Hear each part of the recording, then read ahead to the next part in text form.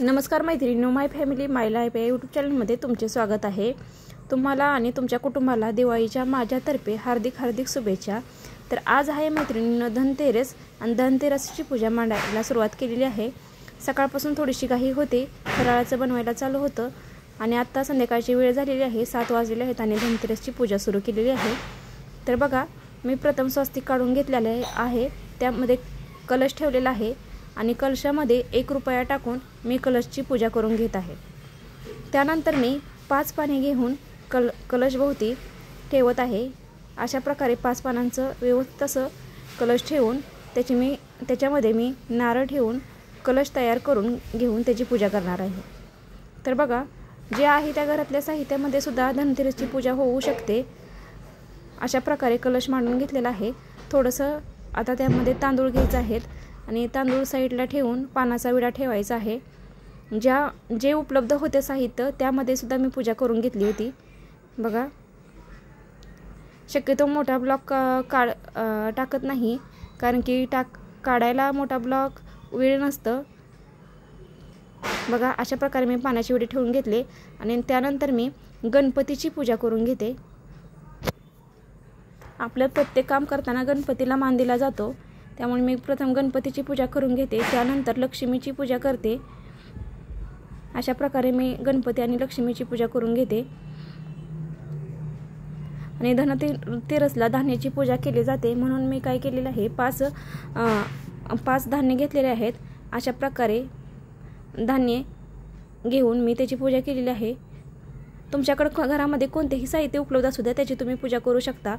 त्यासाठी प्रत्येक धान्य असं काही नाही, जे साहित्य उपलब्ध आहे त्याची सुद्धा तुम्ही पूजा करू शकता। अशा प्रकारे मी धान्य सर्व मांडून घेतलेलं आहे आणि त्यानंतर आता त्याची पूजा करून घेणार आहे।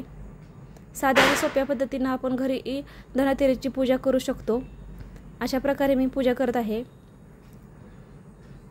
धनतेरसने धान्याची भरभराट होते म्हणतात, त्यामुळे तुम्ही धान्याची नक्की पूजा करा। बघा, आता त्यानंतर आज धनतेरसला धणे हे महत्त्वाचे मानले जाते। जर तुमच्याकडे नसतील तर धणे मात्र तुम्ही बाजारातून घेऊन येऊ शकता आणि धण्याबरोबर आज नैवेद्य असतो तो गुळाचा। धण्यासोबत मी धण्यामध्ये 1 रुपया टाकलेला आहे आणि त्यामध्ये मी गुळाचा खडा ठेवला आहे आणि त्याची सुद्धा मी पूजा करून घेत आहे, कारण की आज धण्याला खूप मान दिला जातो। त्यामुळे तुम्ही दुसरं काही साहित्य नसले तरी चालेल, परंतु धन आणून त्याची पूजा तुम्ही नक्की करा। त्यानंतर दिवाबत्ती करून घेते। अशा प्रकारे मी दिवाबत्ती करून आता थोडेसे दिवे तयार केलेले आहेत, म्हणजे पंत्या तयार करून काही म्हणतात की 13 पंत्याची पूजा करायची असते कणकेचे दिवे बनवून, परंतु जे आपल्याकडे साहित्य आहे त्याचं जरी बनवलं तरी चालते। मी आता पूजा करून घेतली आणि पूजा करून मी पंत्या लावून घेणार आहे, कारण की आता म्हणजे अंधार पडलेला आहे, त्यामुळे खूप छान दिसतील। अशा प्रकारे मी दरवाजाच्या दोन्ही तोंडाला पंत्या लावून घेतल्या।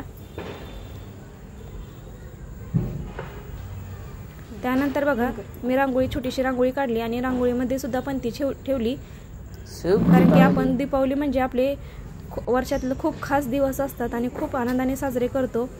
बघा, अशा प्रकारे आमच्या घराला लाइटिंग केली होती। हा आमचा छोटासा आकाश दिवा विठ्ठलाचा आहे, दिसायला खूप छान वाटतो। अशा प्रकारे छोटीशी लाइटिंग होती, मस्त वाटत होती लाइटिंग। आणि तुम्ही कशा प्रकारे लाइटिंग केली हे कमेंट बॉक्समध्ये नक्की कळवा आणि तुम्ही पूजा कशी केली हे सुद्धा मला कमेंट बॉक्समध्ये कळवा। आजचा व्हिडिओ कसा वाटला, व्हिडिओ आवडला तर लाईक करा, शेअर करा, सबस्क्राईब करा। धन्यवाद।